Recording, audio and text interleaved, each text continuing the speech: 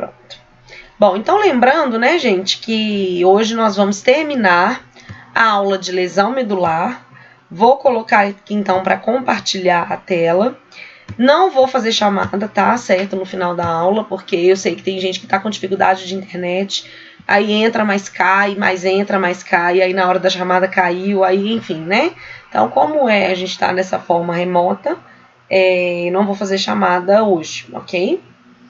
Vocês estão vendo minha tela aí do computador? Sim. Ótimo. Peraí. Só pra minha cadeira tá... Minha cadeira tá deslizando pra trás. Carlos. Então, vamos lá.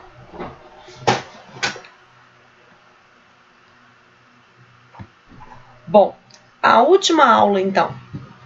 O último slide, né, que nós paramos, a gente terminou falando, então, da avaliação, né? Que é algo que a gente já... Peraí, deixa eu colocar, né? Nós terminamos falando, então, de avaliação, gente, que é algo que a gente aprendeu lá em MTA, né? Então, eu finalizei falando para vocês isso. Olha, todas aquelas medidas que nós já vimos e tudo, inclusive a MIF, que é a medida de independência funcional, que eu mostrei para vocês lá em MTA.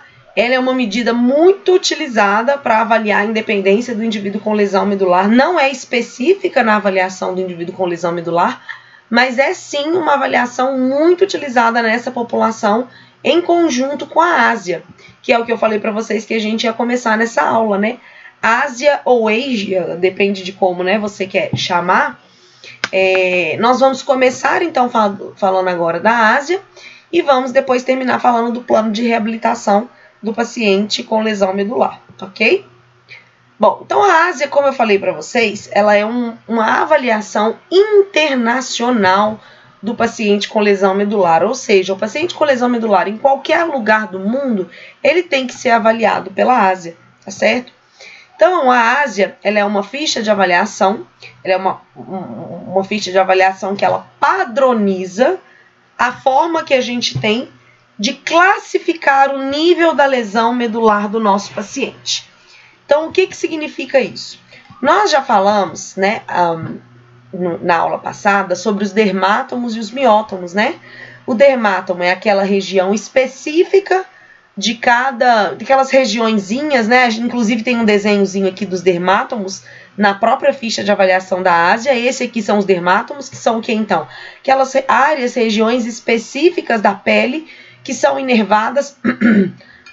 Pera que só o bebê.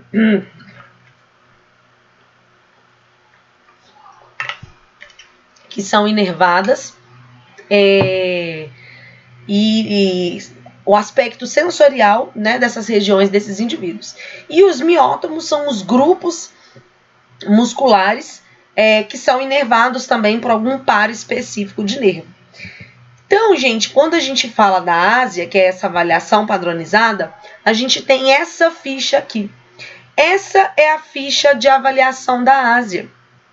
Aonde aqui, ó, nós temos os miótomos, miótomo de C5, que controla os flexores do cotovelo, miótomo de C6, que controla os extensores do punho, miótomo de C7, que controla os extensores de cotovelo, miótomo de C8, que controla os flexores dos dedos, miótomo de T1, que controla os abdutores do dedo. QNI de T2 a L1, a gente viu, né, na aula passada, a gente não tem miótomos específicos nessas raízes nervosas, porque geralmente essas raízes aí estão mais relacionadas mesmo só ao aspecto sensorial. Elas não inervam especificamente nenhum músculo que a gente seja capaz de testar a força. Então, por isso que elas não têm os miótomos. Depois a gente tem o miótomo de L2, que são os flexores de quadril, de L3, extensores do joelho, L4, dorsiflexores de tornozelo, L5, extensor longo do hálux, e S1 é flexor plantar do tornozelo. Bom, e do lado de cá, nós temos os dermátomos. Dermátomos, nós vimos que nós temos de todos, né? De C2 até S4/5. Então, nós temos essas regiõezinhas aqui, né? Específicas, que também fazem parte, então, dos dermátomos. C2, C3, C4, C5, C6. Para os miótomos, gente, vale lembrar que nós temos aqui, ó, claro, nós vamos avaliar aqui, ó, os grupos musculares dos dois lados, do lado direito e do lado esquerdo. Então, os flexores de cotovelo do lado direito e esquerdo, os extensores de punho do lado direito e esquerdo e assim por diante. E aqui nós também vamos avaliar a sensibilidade do lado direito e esquerdo. Só que aqui nos dermátomos, além da gente avaliar o toque leve, o que é o toque leve? Um toque com algodão. Nós também vamos avaliar o toque doloroso, que é com uma pontinha de uma agulha, né? Algo pontiagudo. Então, o que vai acontecer? Para cada um desses dermatomozinhos, ou seja, para cada uma dessas regiõezinhas, nós vamos estimular o lado direito e o lado esquerdo, com algodão e agulha aqui, com algodão e agulha aqui, com algodão e agulha aqui, com algodão e agulha aqui. Ou seja, algodão que é toque e agulha que é doloroso, nesse dermátomo aqui de C4, por exemplo, do lado direito, C4 do lado esquerdo. C3 do lado direito, C3 do lado esquerdo. C2, né, que a gente vai avaliar aqui na região do processo mastoide, de um lado e do outro. Então, enfim, C5 do lado direito e do lado esquerdo, né? Então, a gente tem esses dermátomos, que são essas regiõezinhas que a gente já viu aula passada. E aí, para cada dermátomo, eu preciso avaliar do lado direito e do lado esquerdo com dois objetos específicos, que é um algodão, para avaliar o toque leve, e uma agulha, um objeto pontiagudo, que é para avaliar a sensibilidade dolorosa. E aí, gente, como que a gente vai preenchendo, então, essa ficha de avaliação? Como eu disse para vocês, desse primeiro lado, então, esse que está circulado em vermelho, a gente tem a avaliação do aspecto motor do nosso paciente. Para avaliar o aspecto motor, eu avalio através dos miótomos, porque os miótomos são os grupos de músculos que são inervados por pares, né, de raízes espinhais específicos. Então, né, por exemplo, quando eu quero avaliar se C5 está preservado, quais músculos que eu tenho que avaliar? Os flexores de cotovelo. Por que os flexores de cotovelo foram escolhidos? Né? Pela regularidade da inervação desses segmentos, pela facilidade da gente fazer o teste de força nesses músculos. Então, é fácil testar flexor do cotovelo, extensor de punho, extensor do cotovelo, flexor dos dedos. Então, pela facilidade, pela regularidade da inervação. Então, o que acontece? Eu vou fazer teste de força, aquele que a gente aprendeu lá em MTA. A gente vai aplicar esse teste de força em todos estes grupos musculares. E aí, como que é o teste de força? Daquele jeito que a gente lembra. 0, não tem força nenhuma. 1, o indivíduo consegue, né, fazer uma contração, mas nem vencer a gravidade ele consegue. A gente só vê aquele esboço de contração, mas ele não faz movimento nenhum. No 2, grau 2, ele consegue realizar um movimento eliminando a gravidade, né, sem a ação da gravidade. O grau 3, ele consegue fazer todo o movimento contra a gravidade. O grau 4, ele consegue fazer contra uma resistência moderada. E o grau 5, ele consegue fazer contra uma resistência ainda maior, né, uma resistência grande. Então, é aquele teste de força muscular manual que a gente aprendeu em MTA, né, a mesma coisa. Que nós vamos aplicar esse teste de força muscular nesses grupos musculares específicos aqui que a gente viu, tá certo? E aí, então, como eu já falei para vocês, nos miótomos, né, nesses níveis motores, cada raiz tem um músculo específico, né, um grupo muscular específico. Então, a gente escolhe um músculo-chave, que é esse músculo aqui chave, olha lá, ó, C5, flexor de cotovelo. C6, extensor de punho. Esse grupo muscular chave para cada raiz nervosa, para a gente conseguir determinar a altura da lesão desse indivíduo. O que a gente vai fazer então, gente? A gente vai pegar a ficha de avaliação aqui, ó, e fazer o teste de força muscular para os flexores de cotovelo do lado direito e lado esquerdo. Ah, encontrei grau 3. Anota aqui, 3 e 3. Né? Faz de um lado e faz do outro. Vamos supor que você encontrou 3 dos dois lados. Paciente Aqui no extensor de punho, você encontrou grau 4 e grau 4 no direito e 5 no esquerdo. Depois você encontrou 4 aqui e 4 aqui. Depois 3 aqui e 2 aqui. Então, você vai anotando a força que você encontrou em cada grupo muscular e, obviamente, para cada lado do corpo do indivíduo, ok? E aí, gente, como que a gente determina o nível motor desse indivíduo? O nível motor desse indivíduo, então vamos lá. Eu vou pegar aqui, ó, um exemplo.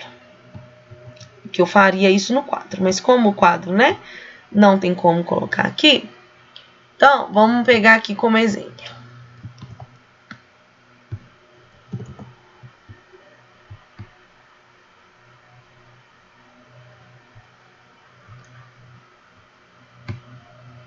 Então, ó, vamos supor que eu tô lá preenchendo, então, a minha ficha de avaliação do meu paciente lá, tá certo?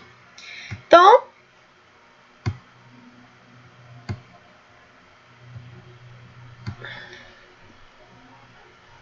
peraí. Bom, aqui eu encontrei nota 4 para a força dos flexores de cotovelo do lado direito. Aqui eu encontrei nota 5 no lado esquerdo. Depois, nos extensores do punho, eu encontrei nota 4 aqui, 4 aqui e 4 aqui também.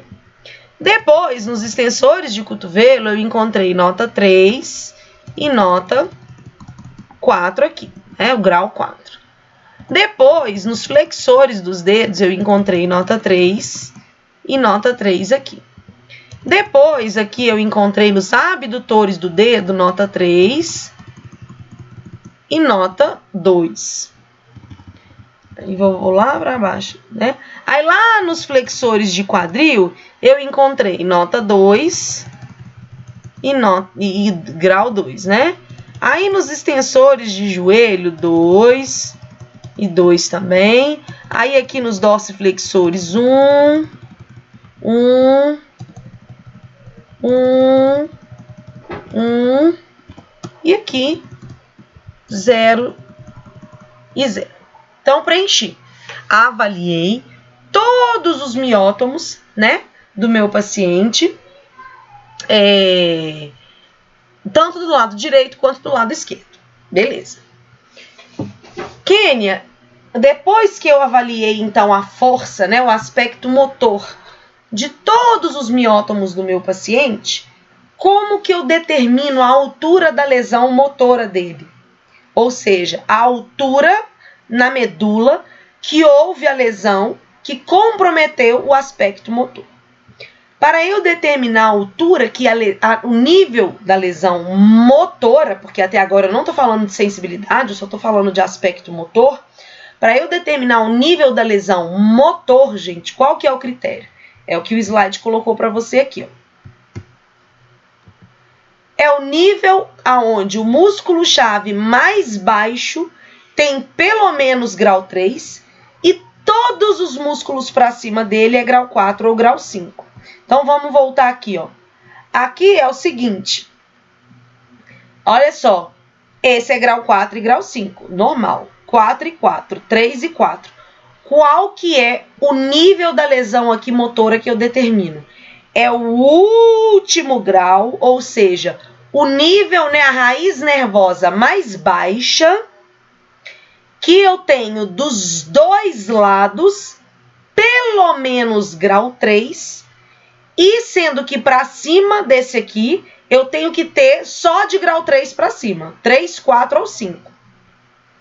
Então, olha para vocês verem. Nesse meu paciente aqui que eu simulei, né? Vamos supor que eu preenchi aqui a ficha de avaliação dele. Ele seria nível motor o quê? C8. Por que que ele é um C8? C8 é a última raiz nervosa que ele conseguiu nota 3 nos dois lados, direito e esquerdo, e que para cima ele também só tem nota maior ou igual a 3. Ele poderia ser T1, o de baixo? Não poderia, porque ele ganhou nota 2 aqui, ó. E nota 2 já não dá. Nível motor, então, é o nível mais baixo que o indivíduo ganha nota 3, pelo menos, né, nota 3, dos dois lados, né, direito e esquerdo, e sendo que para cima ele só pode ter ganhado nota maior ou igual a 3 também. Por exemplo, vamos supor que aqui, ó, não fosse 2, fosse 3, e aqui também, ó, não fosse 2, fosse 3. Aí você ia virar para mim e falar assim, ah, Kenny, então agora esse cara aqui não é mais um C8, ele é um L2. Porque, ó, o nível mais baixo que ele ganhou nota 3 dos dois lados. Poderia ser assim? Não poderia. Porque o critério é o nível de lesão mais baixo, que os dois lados ganham nota 3, e para cima, tudo tem que ser 3 ou mais. E esse 2 aqui? Ele ganhou essa nota 2 aqui. Então, eu poderia falar que a lesão dele aqui é um L2? Não. Por que ele não é um L2? Porque ele tem um número 2 aqui no T1. E esse número 2 invalida. Então, ele continua sendo um C8. C8 por quê? Porque é o nível de lesão mais baixo, que ele ganhou pelo menos nota 3 dos dois lados, e que para cima ele só tenha ganhado nota maior ou igual a 3 também. Tá certo? Então, esse paciente tendo ganhado 3 e 3 aqui, ó, esse 2 aqui no meio do caminho avacalha. Agora, se ao invés de 2 aqui, ó, fosse um 3, aí sim esse paciente seria um L2. Por que ele é um L2 agora? Porque L2 foi o nível da lesão mais baixo, que ele ganhou nota 3 dos dois lados, e daqui para cima ele ganhou pelo menos, né, 3 ou mais também dos dois lados para tudo. Então, agora esse paciente virou um L2, se essa fosse, né, a ficha de avaliação dele. Ok? Então, para a gente determinar o nível motor pela Ásia, é isso. A gente faz o teste de força nos grupos musculares chaves, né, nesses miótomos aí, flexor do cotovelo, extensor do punho e etc. E depois a gente determina como? Avaliando qual que é o nível da lesão mais baixo que o paciente ganhou pelo menos nota 3 dos dois lados, sendo que para cima disso, tudo tem que ser 3 ou mais, né? Ou 3 ou 4 ou 5. Então, a gente já definiu, né? Nesse lado e com essa resposta aqui, agora esse paciente seria um L2, porque aqui é 3 e 3, e para cima desses dois 3, eu também só tenho 3, 4 e 5. Então, esse paciente aqui seria um paciente no aspecto motor L2, ok? Agora, vamos aprender a determinar a altura da sensibilidade do paciente, o nível motor e o nível sensorial. Então, o motor a gente já entendeu. Agora, vamos para o sensorial. No sensorial, pessoal, eu vou fazer aquilo que eu falei com vocês. Eu vou pegar os pontinhos-chave, né, de cada dermátomo, C2, C3, C4, C5, e vou aplicar tanto o algodão quanto uma agulha do lado direito e do lado esquerdo e vou avaliar se a sensibilidade dele é 0 ou seja, ausente. 1 é quando ela está comprometida. Comprometida, gente, pode ser aumentada ou diminuída. Aumentada ou diminuída significa que ela está alterada. Então, se ela estiver alterada, é 1. E se estiver normal, né, não tem problema nenhum, é 2. Ok? Então, a mesma coisa. Nós vamos fazer a mesma coisa com o nosso paciente lá, ó. Eu vou lá na área dele de C2, né, que é na protuberância occipital externa. Pegar aqui. Eu vou lá na protuberância occipital externa dele e, ok, tá preservado do lado direito e do lado esquerdo ao toque com o algodão e do lado direito e do lado esquerdo com a agulha, né? A dolorosa. Aí, em C3 também tudo normal.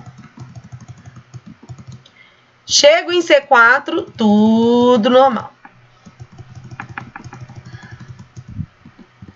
Chego em C5, tudo normal. Tanto do lado direito como do lado esquerdo.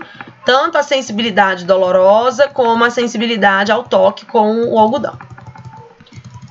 Chego em C7, na hora que eu encontro aqui, ó, eu encontro 1 e 2. 2 e 2. Esqueci de pôr o 2 ali em cima.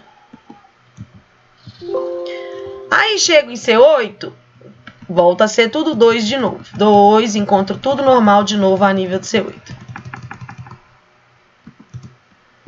Chego em T1, 2, 2, 2, 2. Aí aqui, ó, 2. Aqui eu tô inventando, né, gente? Resposta. Finge que eu tô avaliando lá meu paciente. E aí, tô inventando aqui respostas possíveis de encontrar.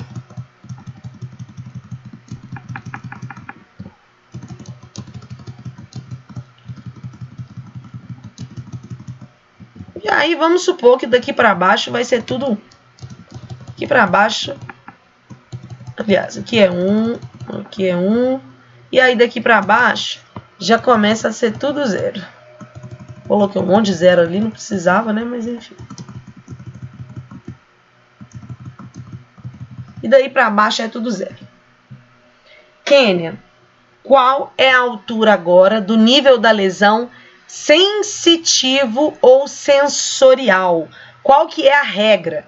A regra aqui no lado motor era o último nível, que os dois lados ganham nota 3, e tudo para cima ganha pelo menos, né, nota 3 ou 4 ou 5. Não pode ter um 2 aí no meio do caminho. Beleza, a gente definiu que foi o L2.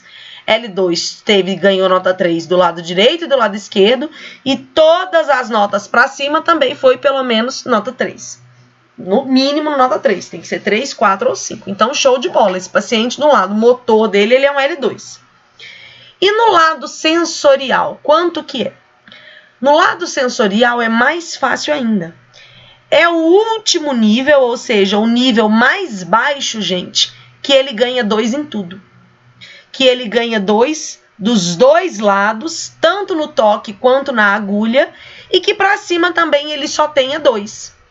Então, por exemplo, se a gente vier aqui, olha, Kênia, aqui, ó, 2, 2, 2 e 2, T1, ó, 2, 2, 2 e 2, poderia ser T1 então?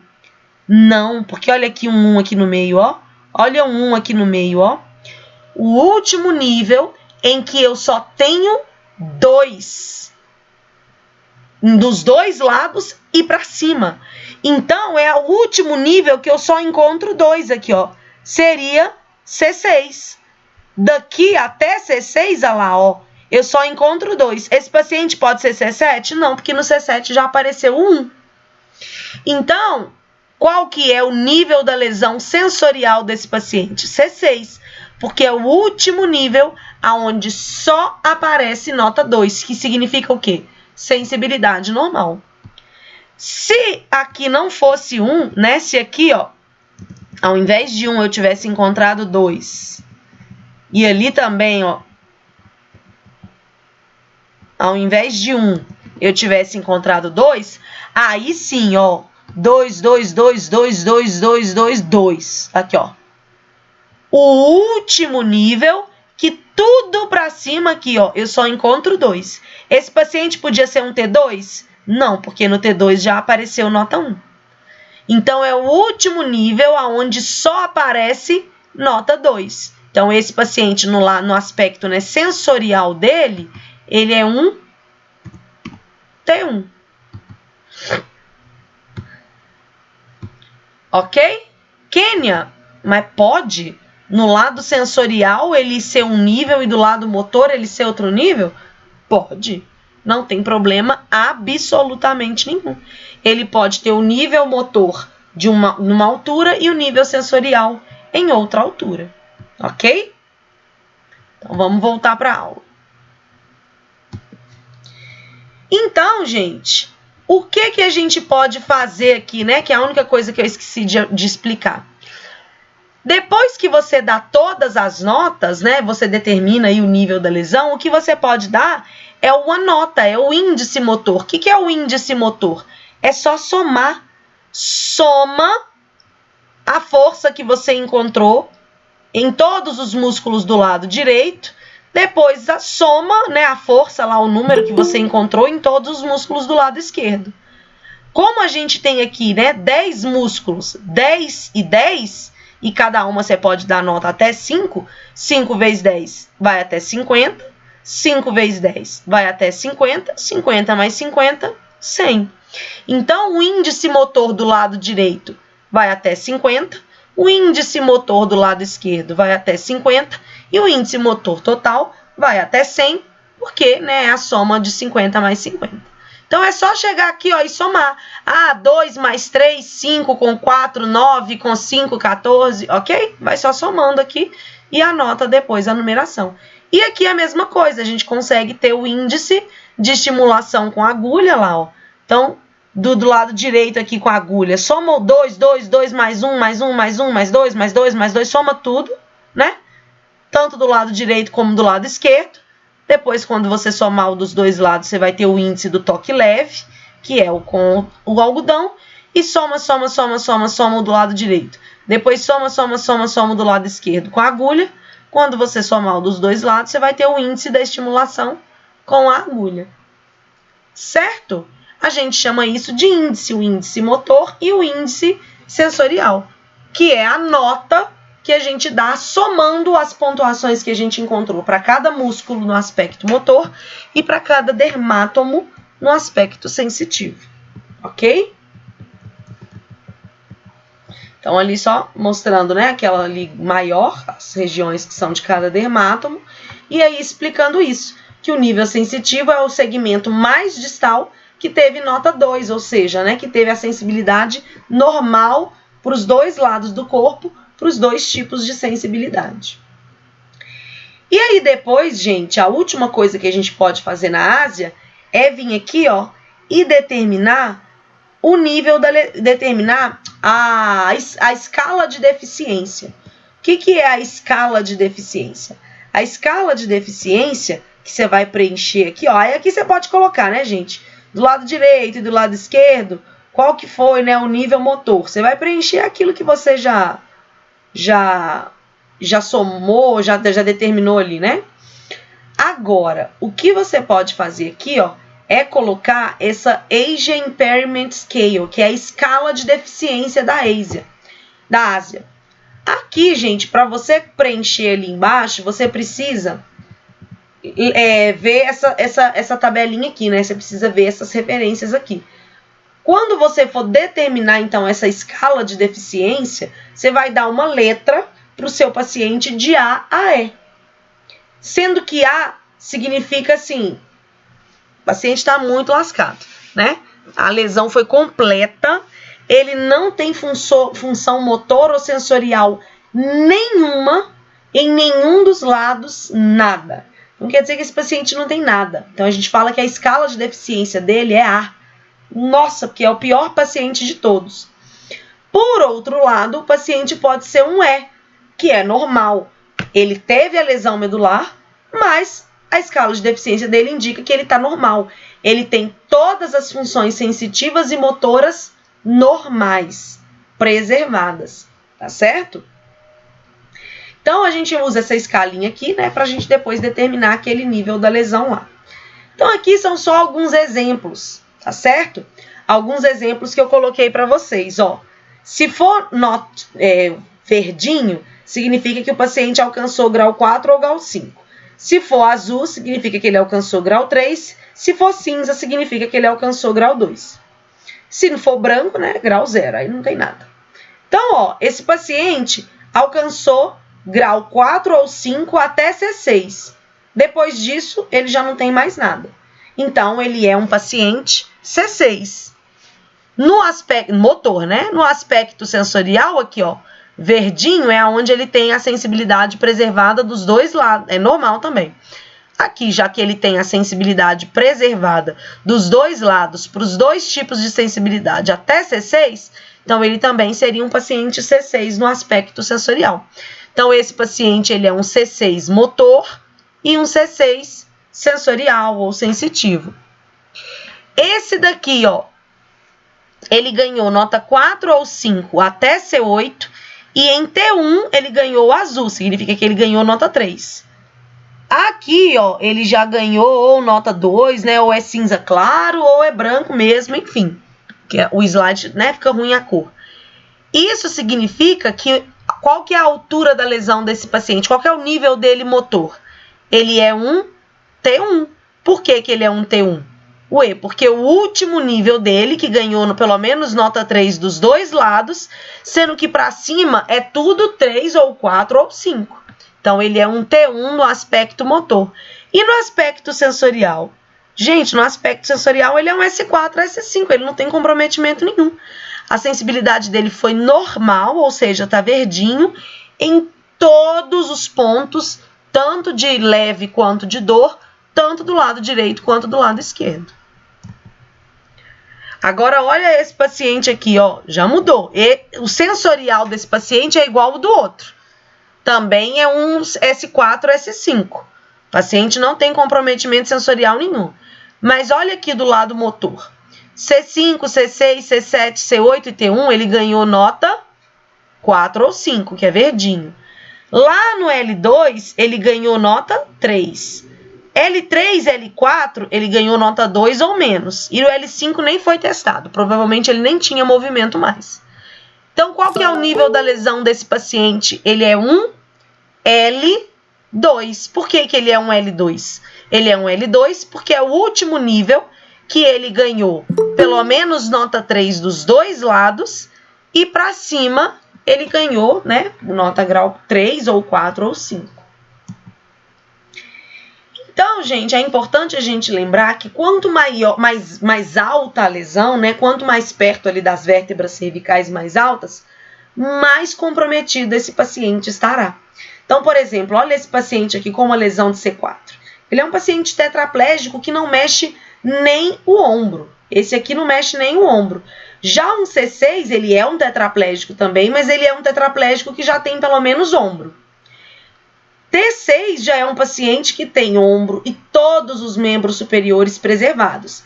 Ele não mexe tronco e não mexe membros inferiores. Mas ele já é um paraplégico, né? Mas é um paraplégico que nem tronco mexe. Já um L1, por exemplo, ele é também um paraplégico, mas ele é um paraplégico que já consegue mexer o tronco. Então, a gente vai vendo que quanto mais baixa a lesão acontecer, mais movimento esse indivíduo vai ter preservado. Então, a gente fala, né, na Ásia mesmo, a gente fala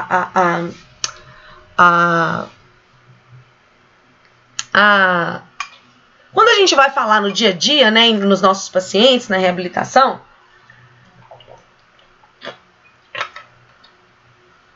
a gente fala que o paciente está parético quando ele está enfraquecido e plégico quando ele está sem movimento nenhum. Essa é a nomenclatura correta. Só que na Ásia, só por uma questão de padronização, a gente sempre vai usar o termo tetraplegia ou paraplegia. A gente não vai usar o termo tetraparesia ou paraparesia, ok? Então, na Ásia, por uma questão mesmo de nomenclatura, de padronização internacional, a gente vai usar sempre o termo tetraplégico para o indivíduo que está comprometido nos 4 membros, os 2 inferiores e os 2 superiores, e paraplégico quando ele está comprometido só os membros inferiores. E aí, então, pessoal, agora a gente vai começar a ver o que a gente espera de recuperação para os pacientes de acordo com o nível da lesão dele. A gente já falou que um paciente que tem uma lesão lá em cima, olha lá, C1, C2, C3, ele é um paciente que vai ficar muito comprometido. Ele é um paciente que com certeza é um tetraplégico. Esse paciente de C1 a C3, ele só tem movimento de cabeça e pescoço. Ele não tem ombro, ele não tem mais nada. Como ele é um paciente que só tem cabeça e pescoço, e pensando que o diafragma, né, a inervação dele está em C3, C4, Esse é um paciente que também vai precisar de suporte ventilatório, de ventilação mecânica. Por quê? Porque ele já perdeu também um pouco de inervação do diafragma, que está lá em C4. Então, esse é um paciente que, além de não ter movimento nenhum do pescoço para baixo, ele ainda vai precisar de ajuda para respirar. É um paciente, então, que ele tem de habilidade? Movimentos limitados, né, de cabeça e pescoço. E o que a gente quer com ele, gente? Ele não tem nada. A única coisa que esse paciente tem é conseguir respirar, que é o que a gente vai tentar trabalhar com ele. Pelo menos respirar de forma, né, mais fisiológica, com um padrão mais próximo do normal, né? Alguns pacientes podem optar pela implantação de um respirador interno mesmo, né? Automático. Já o C4 vai ter o quê? O C4 tem o diafragma preservado já, né? Porque a raiz de C4 é o que vai para o diafragma. Então, se ele é um C4, ele já tem o diafragma preservado. Show de bola, porque ele já não precisa de ajuda para respirar. E ele já começa a ter extensores e flexores da coluna cervical. Então, esse paciente, se ele tiver uma cadeira de rodas motorizada, que ele consegue controlar ela pela boca, gente, tem algumas cadeiras de roda que ela é motorizada, né? E aí ela tem uma haste que o paciente consegue controlar ela pela boca. Então, esse paciente consegue andar sozinho, controlando a cadeira de rodas com os movimentos da cabeça, porque ele é um paciente que já tem pescoço.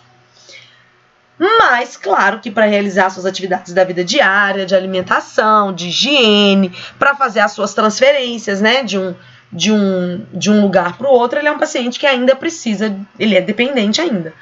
Com controles na boca, ele consegue datilografar, virar página de livro, né, usar telefone, mas tudo através da boca, né? Se ele tiver uma hastezinha, uma vareta, que ele consegue controlar essas coisas pela boca, já que esse paciente tem movimento de pescoço. Então, ele tem boa parte do diafragma e, então, geralmente, esses pacientes não precisam, né, de assistência ventilatória. Pode ser que ele precise logo após a lesão, nos primeiros dias de recuperação. Mas depois, com o fortalecimento muscular respiratório, ele vai conseguir respirar sozinho. Mas é um paciente que só tem pescoço, né, gente? Então, ele ainda vai precisar da ajuda de pessoas em quase todas as atividades dele de mobilidade, de autocuidado. É aquilo que eu falei. O que ele conseguir fazer através da adaptação de um bastão bucal, né, uma vareta, um bastão que ele consegue mexer no celular com a boca, que ele consegue datilografar com a boca, né, as coisas, movimentar a cadeira de rodas através de uma haste que vai na boca, coisas que ele conseguir fazer pela boca, ele vai conseguir ser independente. Mas ele ainda permanece dependente para a maioria das atividades de mobilidade, autocuidado e etc. Um C5, gente, ele já começa a ter os movimentos do ombro. Movimento do ombro, ele também, claro, também já consegue, então, movimentar uma cadeira de rodas, né? Principalmente com movimento de ombro, com movimento da cabeça, ele vai conseguir, mas é um paciente que ainda não se transfere de uma região, né, para outra de forma independente. Então, ele ainda é dependente nas suas transferências. Mas o que eu espero que ele consiga fazer? Eu espero que ele já consiga, né, as datilografias lá com a boca, porque o C4 já conseguiu. Se o C4 já conseguir, é claro que o C5 também já consegue. Então, ele consegue manipular freios, impelir sobre planos horizontais, tudo pela boca, né, e com os ombros. Então, ele faz uso que a gente chama funcional da flexão do cotovelo. Então, olha lá, ó, ele já tem flexão de cotovelo, gente. Se ele tem flexão de cotovelo, ele já consegue, ó, dobrar o braço, voltar a gravidade, puxa para baixo. Então, ele não precisa ter a extensão, porque a extensão quem vai fazer é a gravidade, é só ele soltar. Mas ter a flexão de cotovelo já ajuda ele a ter já consegue fazer mais atividades. Então, por exemplo, se ele tiver um dispositivo na mão que fecha e abre, né, que ajuda a pegar e soltar, ele tem cotovelo. Então, se ele tiver, por exemplo, uma órtese na mão dele que ajuda ele a segurar um objeto, com o cotovelo ele consegue fletir e levar até a boca. Então, esse já é um paciente que consegue talvez se alimentar um pouco sozinho, né? Claro que ele ainda não tem muitos movimentos de membro superior, de tronco, de membro inferior. Então, ele ainda precisa de muita fisioterapia para evitar as contraturas e vai precisar de ajuda para se movimentar, né? Para se vestir, enfim. Então, ele necessita de assistência para a maioria das atividades, mas a tecnologia assistiva para ele já é possível, tá certo? O C6, ele já além de ter flexão de cotovelo, ele já começa a ter, gente, ó, extensão de punho. Extensão de punho, isso significa que esse cara já está começando a usar a mão. Então, ele já está melhor que o C5. Quando ele já tem a extensão de punho e, ó, já começa a supinar também um pouco o antebraço, isso significa que ele vai movimentar, né? Ele vai manusear melhor a cadeira de rodas dele, então ele já vai ser um pouco mais independente. Então, o que eu espero para esse cara? Eu espero que ele tenha controle de bíceps, eu espero que ele tenha extensão de punho. Extensão de punho, gente, quando a pessoa tem extensão de punho, ela consegue fazer o que a gente chama de tenodese. A gente viu isso lá em cinesiologia, né? Mas eu vou mostrar de novo. O que é a tenodese? Todo mundo faz tenodese. Quando você estende, né, deixa a sua mão mole, os dedinhos mole. Você, ó, com o punho fletido, a mão fica aberta. Quando você estende o punho, sem você querer, sem você mandar esse controle, a sua mão fecha. Então, ó, abre, fecha. Eu não estou controlando os dedos da mão, eu estou controlando só meu punho. Mas a tenodese, né, por causa da insuficiência passiva e ativa dos músculos, eu consigo abrir e fechar minha mão só com o movimento do punho. Então, esse paciente, ele tem dedos? Não tem. Ele tem movimento das mãos? Ele só tem extensão de punho. Mas quando ele faz a extensão de punho, ele já consegue, ó, fechar a mão de forma indireta. Então, ele já consegue pegar alguns objetos, né, fechar alguns objetos na mão só com esse movimento de punho, ok? Então, o C6 é o nível mais alto, no qual o paciente consegue ainda ter alguma independência, tá certo? Que seria uma independência? É um paciente que às vezes conseguiria viver sozinho. Não é comum, ele precisaria de uma casa totalmente adaptada, ele precisaria, né, de alimentação adaptada, de banheiro, de tudo, não é comum, mas um C5, por exemplo, ele jamais poderia viver sozinho. Um C6, dependendo da situação, embora seja raro, ele já conseguiria viver sozinho, ok? Porque ele já consegue alcançar níveis consideráveis de independência. Então, eles conseguem se vestir a parte superior de forma independente, podem realizar transferências, né, da cama para a cadeira. Ele pode precisar de um cateterismo intermitente. O que é isso? É o catéter, né, na bexiga para fazer alguns alívios, né, de bexiga quando esse paciente não tem o controle dos esfíncteres. Cadeira de roda manual, né, com adaptação para facilitar o apoio das mãos. Esse paciente já consegue. Só com o movimento de cotovelo, ele já consegue empurrar uma cadeira de rodas manual. O que é a cadeira de rodas manual? A que não é motorizada. Claro que lá na comunidade, na rua, ele vai ter mais dificuldade de usar essa cadeira, né? Porque a rua a gente está falando de passeio, com buraco, com degrau, mas dentro de casa ele já consegue deambular, sem deambular não, ele já consegue impulsionar a própria cadeira manual. Na rua ele, né, geralmente usa motorizado. C7 agora tem o quê? Extensão do cotovelo. Gente, extensão de cotovelo é importante demais para a gente conseguir fazer as transferências de forma independente. A gente vai ver quando a gente estiver fazendo, né, na verdade, que eu vou mostrar para vocês, quando o paciente tem extensão de cotovelo, ele consegue fazer isso aqui, ó. Isso aqui para se levantar da cama, se transferir, né, de uma região para outra, isso é fundamental. Então, a extensão de cotovelo, por mais boba que pareça, é um movimento muito importante. Isso já começa a facilitar muito as transferências desse paciente. Então, né, além disso, com o uso de dispositivos adaptados, ele consegue realizar, né, a própria higiene, limpeza da extremidade inferior, cuidado intestinal. Então, ele já consegue ter uma independência maior ainda que o C6.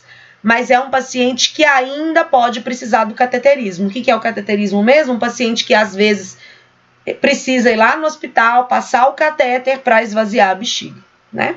Mas conseguem ser independentes, né, para escrever, digitar, virar página, atender telefone, usar computador, se alimentar, se vestir, né? C8, gente, já começa a ter movimentozinho da mão. Lembra que o C6 ele tinha até nodese. Ele mexia os dedos por causa que ele tinha controle de punho, mas ele ainda não tinha controle dos dedos. O C8 começa a ter controle dos dedos. Quando o paciente tem controle dos dedos, gente, ele começa a ter habilidades manuais mais avançadas. Ele consegue, inclusive, dirigir um carro com controle manual. Então, ele tem flexão dos dedos, ele consegue fazer preensão, ele consegue pegar os objetos. Então, ele já vai conseguir se alimentar, se vestir, se limpar, né? Tanto nos membros superiores quanto se limpar nos membros inferiores. Ele aperta, ele fecha a mão, então ele consegue impulsionar a própria cadeira de rodas, né? Ele consegue ter os cuidados com a bexiga dele. Então, esse é um paciente que ele é mais independente ainda. Agora, os pacientes de T1 a T12. Os pacientes de T1 a T12, gente, de uma forma geral, são pacientes que têm o membro superior completo. Então, eles vão ter todos os movimentos dos braços. Mas do tronco vai depender da altura. Então, T1, por exemplo, quase não tem tronco nenhum. Ele só tem os membros superiores normais. Já um T6, ele já tem extensor de coluna, já tem alguns intercostais. Um T12, que já é uma lesão bem mais baixa, ele já tem basicamente a força preservada de todos os músculos da região torácica e abdominal, com lombar. Então, esse cara aqui, ó, já senta sozinho. Ele não precisa de nenhum apoio, por exemplo, nas costas na hora de se sentar. Por quê? Porque ele tem a musculatura de tronco preservada. Então, gente, por exemplo, né, um paciente que é de T1 a T8, ele anda sozinho na cadeira de rodas, é independente, né, nas suas transferências, consegue dirigir, por exemplo, um carro com controle manual e ele consegue, inclusive, ficar de pé, mesmo ele sendo um T1 a T8, ele não tem controle muito de tronco, mas ele usa um colete, a gente vai ver esse colete de Knight, né, lá em próteses e órteses, ele usa um colete e usa órtese longa com cinto pélvico. Isso ajuda a manter ele de pé. Ele não vai andar, mas ficar de pé ele já consegue. Já um T9 a T12, além de ficar de pé, esse cara já vai conseguir andar um pouco. Por que ele vai conseguir andar um pouco?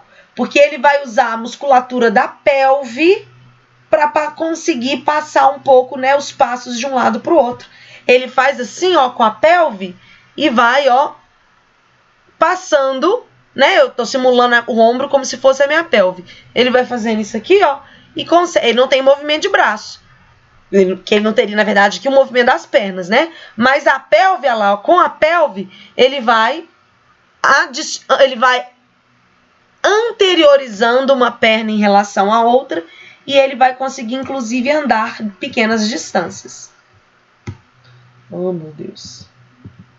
Então, aqui mostrando, olha lá, ó, o paciente com o T9 a T12, se ele usar um colete com as muletas, e a órtese longa, ele consegue andar pequenas distâncias, né? Aqui alguns exemplos do colete. Então, gente, o que eu espero de T1 a T12? Um T1 até T5, que é uma lesão mais alta, eu espero que ele consiga, né, ficar em pé numa prancha ortostática, que eu vou mostrar daqui a pouco para vocês, mas eu não acho que ele, né, ele não é um paciente que nas barras paralelas, por exemplo, vai conseguir andar, conseguir trocar um passo. Já um T6 a um T9, esse paciente já consegue andar dentro das barras paralelas, mas com muleta ele ainda não vai conseguir. Então, ele faz, às vezes, um balanço, tira um pé do chão, mas ele ainda não ultrapassa um pé em relação ao outro. Nas barras paralelas ele consegue, mas com muletas não. Já o T10 ao L1, esse cara aqui, meu filho, ele consegue andar, né, seja com a marcha, já consegue deambular em escadas, né, óbvio, com a ajuda de muletas. Então, o T10 ao L1, ele já é um cara bem mais independente. Nós vamos, né, ter a nossa aula de dispositivos de auxílio à marcha, gente, aonde a gente, né, eu vou mostrar para vocês isso aí que é um rolador, mas só mostrando aí um exemplo, né, que seria um andador com 4 rodas, ao invés de 4 ponteiras fixas. Então, esse é um rolador. A ideia, gente, é realmente, se o paciente cansar, ele pode sentar. Isso aqui funciona como um banquinho mesmo. Então, o paciente parou, cansou, tá numa fila, alguma coisa, ele senta no banquinho dele, ok? E essas rodinhas aqui, elas têm um freio, né, que trava e aí ela não desliza. Então, o T1 ao T2, ele tem, né, os músculos todos de membro superior, então a gente espera que eles sejam independentes para as atividades aí de autocuidado, que eles consigam, né, controlar os seus esfíncteres, as suas próprias bexigas e sejam capazes de propulsionar as suas próprias cadeiras de rodas, né, mesmo que seja manual. Como eu disse para vocês, quanto mais baixa a lesão torácica for, mais tronco esse paciente vai ter. Além disso, ele consegue tossir melhor. Tossir, lembra que a gente precisa da musculatura do abdômen. Então, quanto mais baixa a lesão dele for, mais abdômen ele tem, então mais ele consegue tossir. Então, é um paciente que já consegue, né, impulsionar a própria cadeira de rodas, andar em algumas superfícies e etc. Principalmente o T9. Do T9 para cima, eu espero que ele já consiga deambular. Mesmo que ele use órteses longas, né, andador, muleta, que são os dispositivos de auxílio à marcha, esses pacientes de T9 para frente, eu já espero que eles sejam capazes de andar. E o T10 a T12, eles já podem, inclusive, tentar subir e descer escadas. Gente, o paciente, então, na lombar, aí melhorou mais ainda a situação dele. Paciente na lombar, ele tem toda a musculatura de membro superior e ele tem toda a musculatura de tronco. Então, a partir de agora, ele vai começar a ganhar movimento de membro inferior. Então, por exemplo, paciente com a lesão em L1 ou L2, se ele tiver uma órtese longa bilateral mais muletas, ele já consegue andar. Já o paciente em L3, L4, já ganha extensão de joelho. Então, com a órtese, não precisa nem ser órtese longa. Ele já pode estar com uma órtese curta mesmo. E ele, às vezes, não precisa nem da muleta. Às vezes, só uma bengalinha, ele já consegue andar. E o L5 e S1? Gente, tá tudo preservado. Esse cara vai conseguir andar sem órtese nenhuma. Se bobear, só com uma muletinha, uma bengalinha, ele já consegue andar na rua. Então, ele vai ter os movimentos quase que totais dos membros inferiores. Então, L1 e L5 consegue, né, a mobilidade funcional, tem controle de bexiga e intestino, né? Ele pode ser feito um treinamento avançado na cadeira de rodas, porque às vezes, né, um L1, por exemplo, o L2, não é todo lugar que ele vai conseguir andar tranquilo. Mas se ele estiver sim num lugar plano, reto, ele vai conseguir ter a marcha se ele tiver com as órteses dele, né? E ele é um paciente funcionalmente independente nas AVDs, ele consegue, né, fazer sua própria comida, se alimentar, se higienizar, se transferir.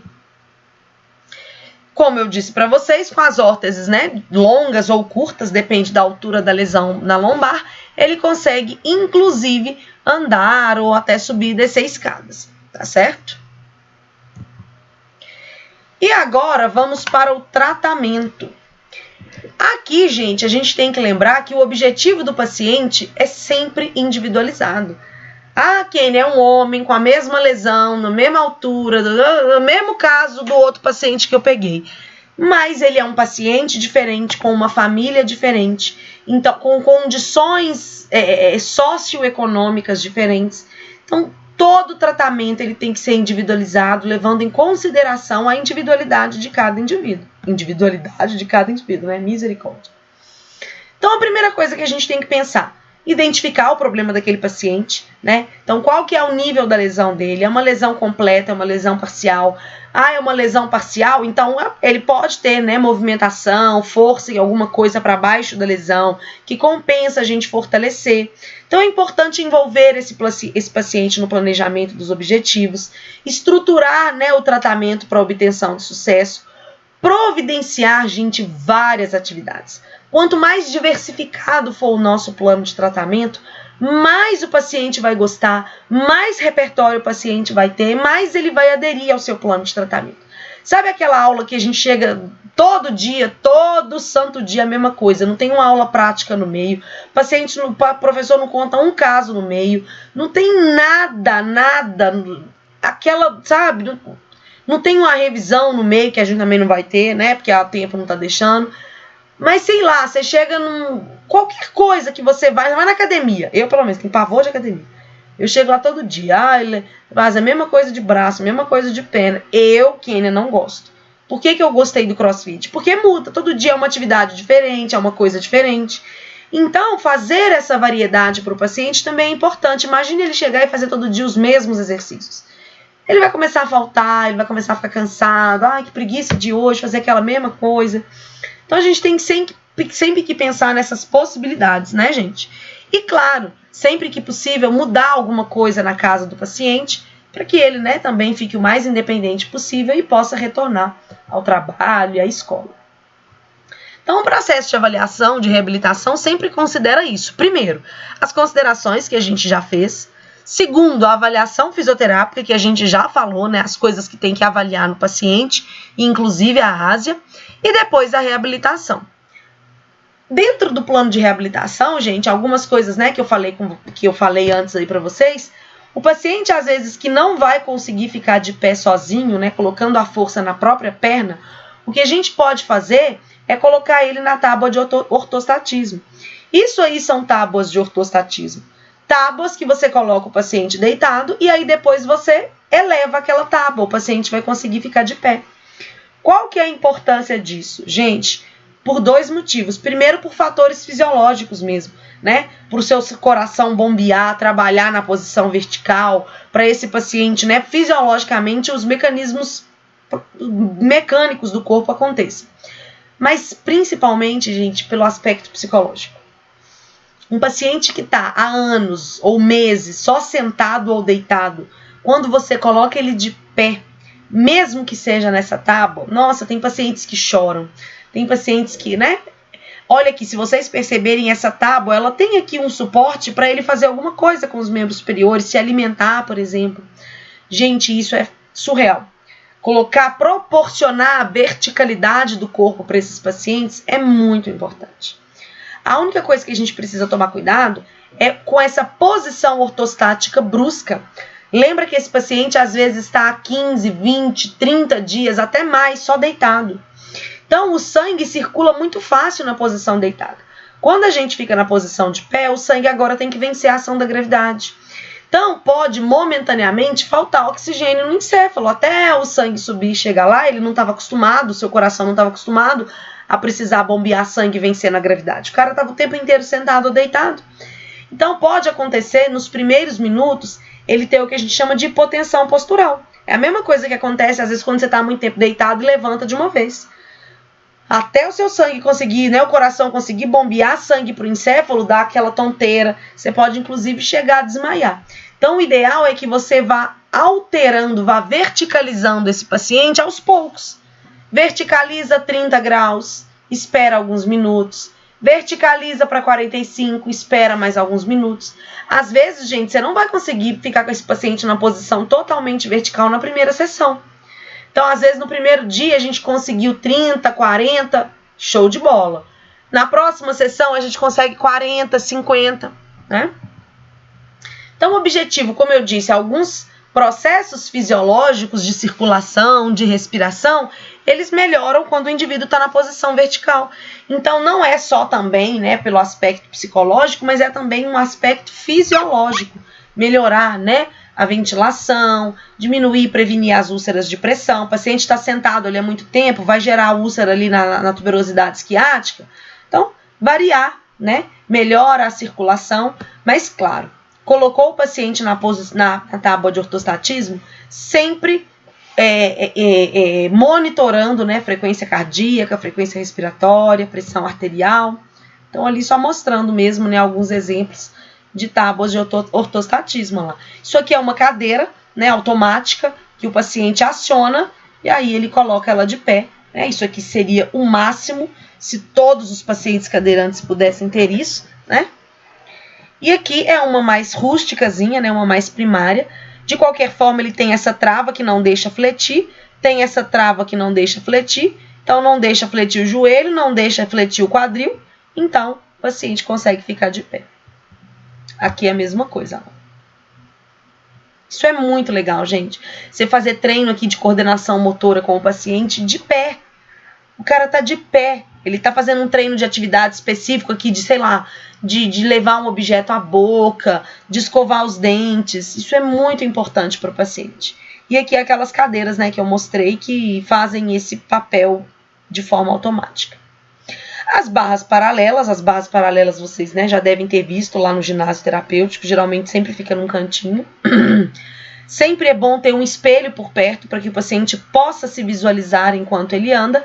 E as barras paralelas são fundamentais no paciente com lesão medular, né? Principalmente para aquele que tem indicação de marcha.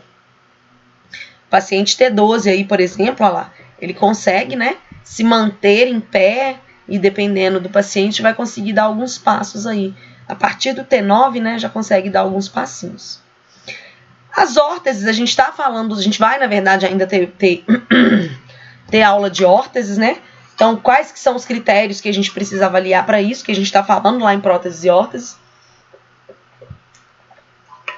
Então, os critérios que a gente observa, né? O nível da lesão, se o paciente quer deambular, se ele está acima do peso ou não, se ele tem amplitude de movimento adequada para ser ortetizado e andar, se a pele dele está boa, né, para receber a órtese, como que está o sistema cardiovascular. Tem paciente que não tem indicação nenhuma de fazer esforço físico, porque ele pode ter um infarto, porque ele pode ter um AVC.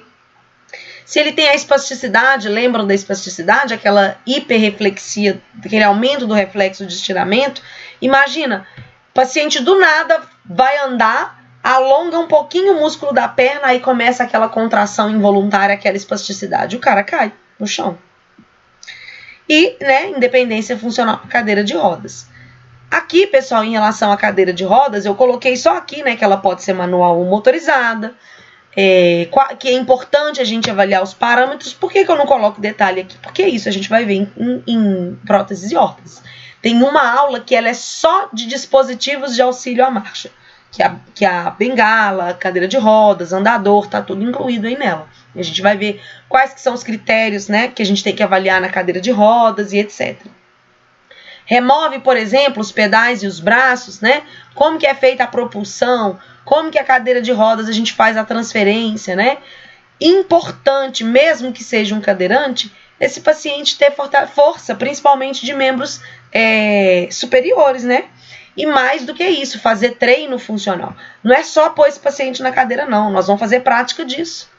A gente tem que ensinar ele como andar na cadeira de rodas, como girar sobre o próprio eixo, como contornar um objeto, como avançar, como retroceder, como subir uma rampa. Então a gente, né, e como que um cuidador ajuda ele a transitar numa escada. Então a gente tem que ensinar. Aqui mostrando só, né, os roladores, que eu já falei para vocês. Esse rolador, ele é no modelo de tripé, né, então ele não tem 4, ele tem 3 apoios. Os andadores, a gente também precisa se adequar a essa altura. Não vou entrar em detalhes nisso, porque nós também vamos mostrar na aula qual que é a altura adequada de andador, bengala, muleta, né?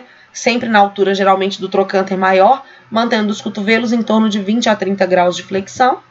Então, aí, ó, um rolador, porque tem rodinha nos 4 apoios. Um andador, que tem, né, que tem rodinha em 2 ponteiras, e um andador tradicional, que são 4 ponteiras fixas. Então, ali mostrando mesmo, né, alguns exemplos com o paciente. As muletas, a mesma coisa, né? Podem ser feitas de alumínio ou madeira. Muito importante fortalecimento também dos membros superiores. A gente vai falar aqui dessa musculatura necessária para andar de muleta quando a gente estiver lá em próteses e órteses, os dispositivos de auxílio. E aí, né, só para finalizar, a gente pensando no processo de reabilitação da fisioterapia específico, gente, o que a gente quer? A gente quer que esse paciente volte para as atividades de vida diária dele, ou seja, que ele volte a comer, que ele volte a andar, que ele volte a tomar banho. que ele volte a ter as suas atividades de lazer também, que ele volte a jogar uma bola, que ele volte a escutar uma música, que ele volte, sei lá, a pintar, coisas que ele fazia antes, né, seja de lazer ou esportiva, e que a gente quer também que ele volte a ser produtivo, né, no trabalho, se for possível que ele volte a trabalhar, ou que ele crie uma renda, algum trabalho autônomo em casa, que ele consiga, né, ter uma renda. Então aí, ó, nas atividades diárias, a gente tem que promover a participação nas atividades aí de alimentação, para fazer com que esse paciente seja mais independente. Então, observa que, ó, é um paciente que está com colar cervical, é um paciente que está com uma órtese de posicionamento nos 2 punhos, e aí a terapeuta está aqui, ó, ajudando, ensinando esse paciente ao quê? A pegar o objeto, para possivelmente depois conseguir levar até a boca.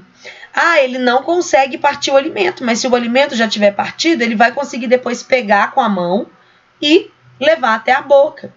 Então, a gente precisa estimular esse interesse do indivíduo por uma vida mais independente. As atividades de lazer ou esportiva, né? Então, voltar a jogar, voltar a pintar, voltar a bordar, voltar a fazer qualquer coisa que traga motivação, né? Realização pessoal para esse indivíduo. Isso melhora a qualidade de vida.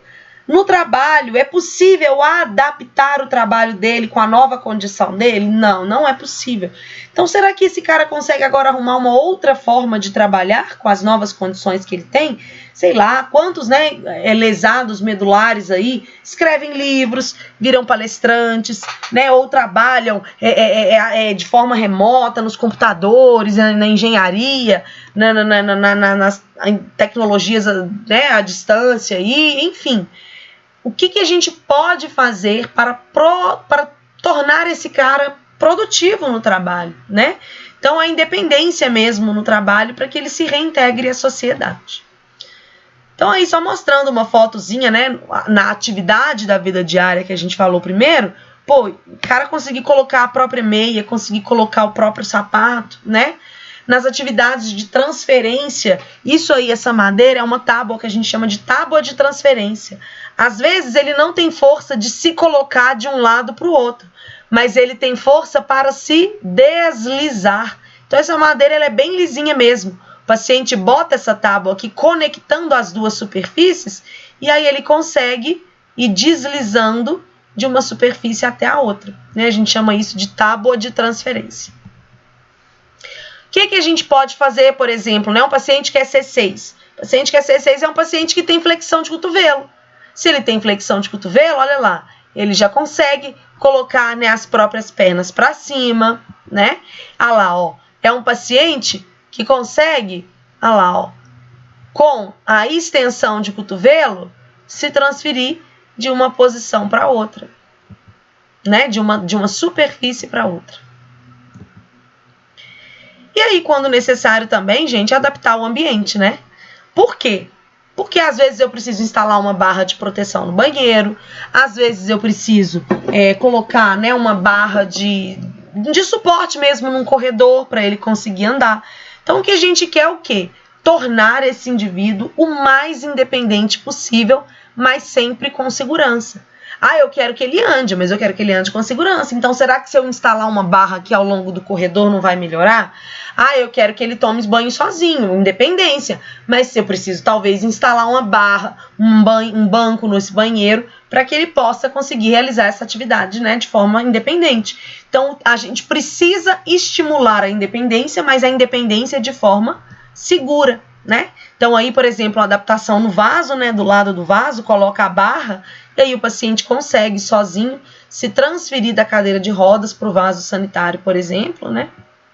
Aí algumas adaptações na boca ou na mão do paciente, né? O paciente aqui tetraplégico, então com a boca ele consegue dirigir, ele consegue mexer na tela do computador, ele consegue digitar, né? Esse daqui tem movimento de cotovelo, olha lá. Coloca um pauzinho na mão dele, que fica pregado aqui nessa órtese, e aí ele consegue datilografar só com a flexão de cotovelo, né? Aqui é a mesma coisa, né? Um mousezinho adaptado, né? Que a gente já tinha visto. Carro adaptado, então aqui, né? O cara consegue entrar sozinho chega aqui, a cadeira ela é travada, ela não fica solta dentro do carro, né? Ele trava a cadeira de rodas aqui no local. E aí, esse aqui, por exemplo, ele tem membro superior, então ele vai conseguir, né, manusear o volante. Ok, né? E o freio, e a embreagem, o acelerador, esse carro é adaptado. Então, esses comandos também são dados através da mão, ok? Então, olha lá, ó, tá vendo aqui, ó? Ele controla freio, acelera, embreagem, tudo é através do volante mesmo, ok? E aí a questão de reintegrá-lo, então, à sociedade, né? Para ele voltar a trabalhar, para ele voltar a fazer as suas atividades. E, se possível, voltar, inclusive, a ter renda, né? Voltar, inclusive, a ser... esqueci o termo. Ser produtivo. Ali, adaptação em ônibus, né? Todo mundo, em algum momento, talvez já viu. Os ônibus que são mais baixos, né? E aí tem a rampazinha que desce. E aí depois sobe e coloca o cadeirante dentro do ônibus. Certo, pessoal? Alguma dúvida?